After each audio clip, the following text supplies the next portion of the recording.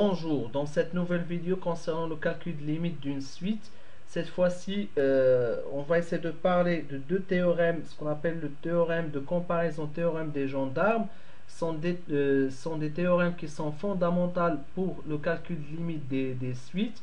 On va essayer aussi de les voir au cours des calculs de limite de fonctions. Là, on va essayer de commencer d'abord par faire un petit rappel concernant le théorème de comparaison. Si on a UN et Vn sont deux suites telles que UN est plus petite ou égale à Vn, donc UN est inférieur ou égal à Vn à partir d'un certain rang. Donc si on a la suite UN lorsque n tend vers plus l'infini égale à plus l'infini, alors la suite Vn lorsque n tend vers plus l'infini, ce sera plus l'infini. D'ailleurs, donc je veux faire juste un petit rappel concernant le calcul des limites pour les suites. On calcule toujours les limites pour les suites lorsque n tend vers plus l'infini. C'est pas la même chose que les fonctions. On pourra les calculer au moins à l'infini, voire à des nombres ou bien des valeurs données. Tout d'abord, on va essayer de donner une interprétation graphique, car tout simplement, graphiquement, on arrive mieux à comprendre certains théorèmes. Donc là, on va tracer un repère. Donc, puisque on a dit que la suite UN tend vers plus l'infini, du coup, à un certain rang, le n, on va dire, là, il part vers plus l'infini. Pour une suite, il ne faut pas tracer une courbe continue, car tout simplement, pour les suites, on travaille avec des entiers naturels, donc U0, U1, U2, etc. C'est donc pour n égale à, par exemple, un certain rang infiniment grand. Et puisqu'on a dit que la suite Vn est supérieure ou égale à Un, ou bien Un, elle est inférieure à Vn.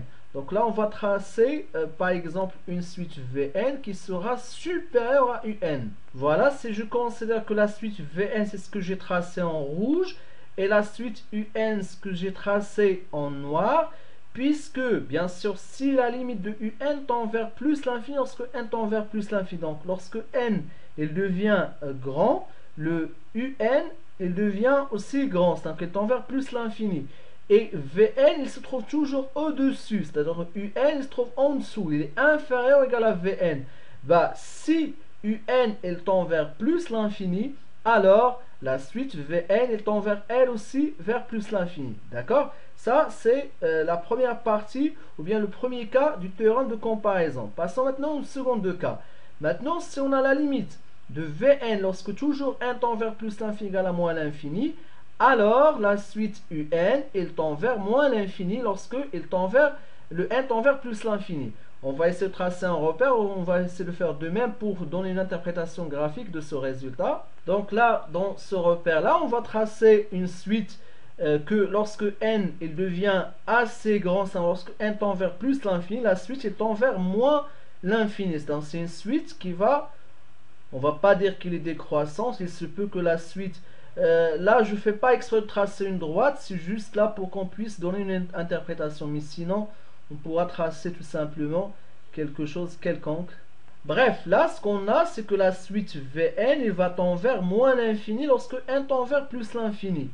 Et bien sûr la suite Un, là on va essayer de le tracer en rouge, il doit se trouver en dessous, donc le Un il est en dessous de Vn. Là ce que j'ai tracé en noir, bref là on va faire donc un point noir, donc ça c'est Vn. Par contre là ce qui était en noir c'était Un.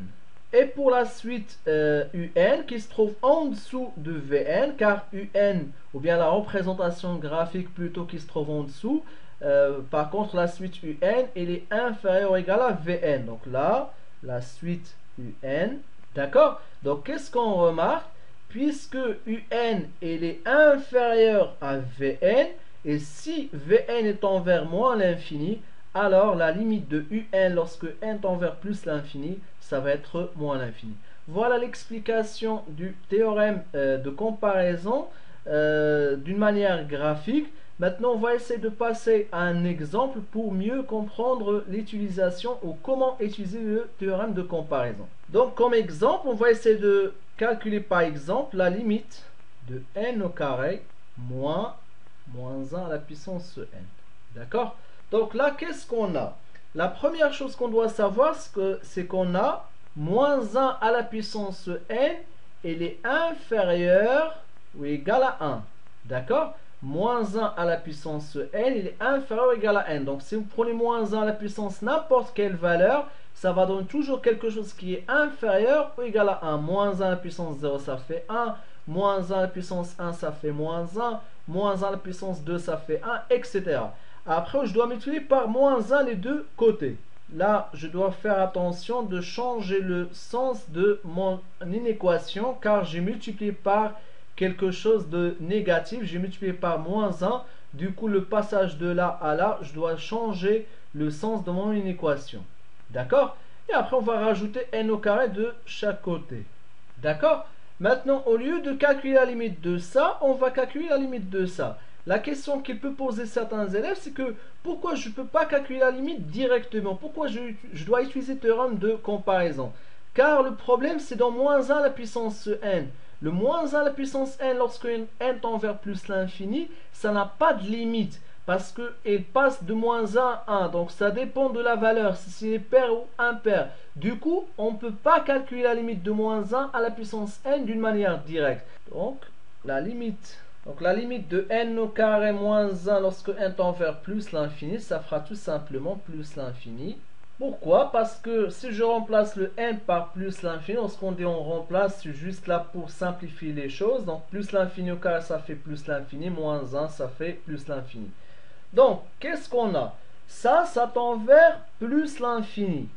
En plus, le n au carré moins 1, il est inférieur ou égal à n au carré moins, entre parenthèses, moins 1 à la puissance n. On a dit que là, en fait, ça va jouer le rôle de un. Donc, le un, lorsque la limite de un tend vers plus l'infini, lorsque n tend vers plus l'infini, bah forcément, puisque Vn, donc là ça va jouer le rôle de ça va jouer le rôle de Vn dans notre théorème de comparaison. Et ça va jouer le rôle, on a dit, de Un. Un il est inférieur à Vn, et Un il tend vers plus l'infini d'après le théorème de comparaison. Donc qu'est-ce qu'on va en déduire d'après ce théorème? C'est que la limite de n au carré moins dans la puissance n, c'est égal à plus l'infini. D'accord? Voilà pour l'application de théorème de comparaison. Bien sûr, on va essayer de voir dans d'autres séries d'exercices sur les limites pour lorsque la limite de Vn tend égale à moins l'infini, lorsque n tend vers plus l'infini, on déduit que Un sera égal à, la limite de Un sera égale à moins l'infini lorsque n tend vers plus l'infini. Et on passe directement au théorème de gendarme. Donc soit UN, Vn et Wn, trois suites telles que Vn est comprise entre Un et Wn à partir d'un certain rang. Donc si on a la limite de Un lorsque n tend vers plus l'infini égale à la limite de Wn lorsque n tend vers plus l'infini égale à L, avec L appartient à R, alors la limite de Vn sera égale à L. Donc là, on va commencer d'abord par donner une interprétation graphique de ce théorème. D'accord? On va tracer un repère. Donc là, si on a la suite UN, on va le tracer en noir, qui est envers un nombre L. Donc le nombre L, on va le fixer là, quelque part, la même une droite. Donc là, c'est L, qui est égal à la limite de Wn lorsque n tend vers plus l'infini, L aussi tend vers L. Là c'est la suite Wn. Et bien sûr, la suite Vn, il se trouve entre eux. Donc, quel que soit l'emplacement de Vn, il faut que ça soit entre la suite Wn qui est tracée en rouge et la suite Un qui est tracée en noir. Donc, ça va être quelque part ici. Qu'est-ce qu'on remarque ici? Que la suite Vn est envers L aussi, vers la même limite, vers L. Voilà, ça c'est l'explication du théorème de gendarme d'une manière graphique. On va maintenant passer à un exemple d'application de ce théorème. Donc on va prendre comme exemple, on va essayer de calculer la limite de sinus de n au carré sur n, lorsque n tend vers plus l'infini. Donc déjà la question qu'on pose ici, pourquoi on ne peut pas calculer la limite de sinus de n au carré sur n directement? Car la limite de sinus de n au carré, ou bien la limite de grand X, si on pose le n au carré égale à grand X, ça n'a pas de limite lorsque n tend vers plus l'infini. Pourquoi? Car la fonction sinus, c'est une fonction sinusoïdale. La courbe de la fonction sinus de n au carré, ça va être comme ça. et on ne peut pas en déduire sa limite en plus l'infini. D'où donc là, on doit utiliser le théorème de gendarme. La première chose, c'est que on sait que le sinus de n'importe quelle valeur, c'est toujours comprise entre moins 1 et 1. Ça, on le sait depuis la troisième, voire en seconde générale. On a vu en trigo que quoi le sinus de n'importe quelle valeur, c'est comprise entre moins 1 et 1. Après, donc on va diviser juste là ça par n. Donc là, on va diviser ça par n. Bien sûr, le n, c'est un antinaturel, donc on ne va pas changer le sens. On sait qu'il est positif. De plus, la limite de moins 1 sur n, lorsque n tend vers plus l'infini, c'est égal à 0. Pourquoi?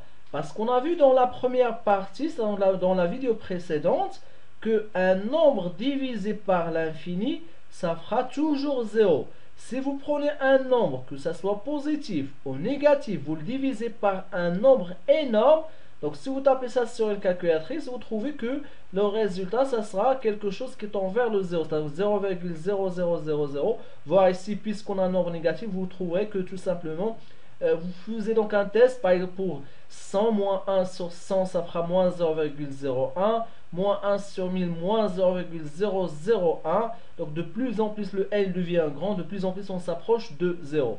Et on a aussi la limite de 1 sur L lorsque n tend vers plus l'infini, lui aussi tend vers 0. D'accord? Voilà, qu'est-ce qu'on a ici? Si on suppose que ça, si on regardant avec, en comparant ça avec le théorème de gendarme, ça c'est le UN, donc ça c'est le UN, et ça c'est le WN. Donc on a calculé la limite de UN, on a trouvé que c'est égal à 0. Et on a calculé la limite de WN, et on a trouvé que c'est égal à 0. Bah, d'après le théorème de gendarme, la limite de sinus de n au carré sur n lorsque n tend vers plus l'infini, ça sera 0.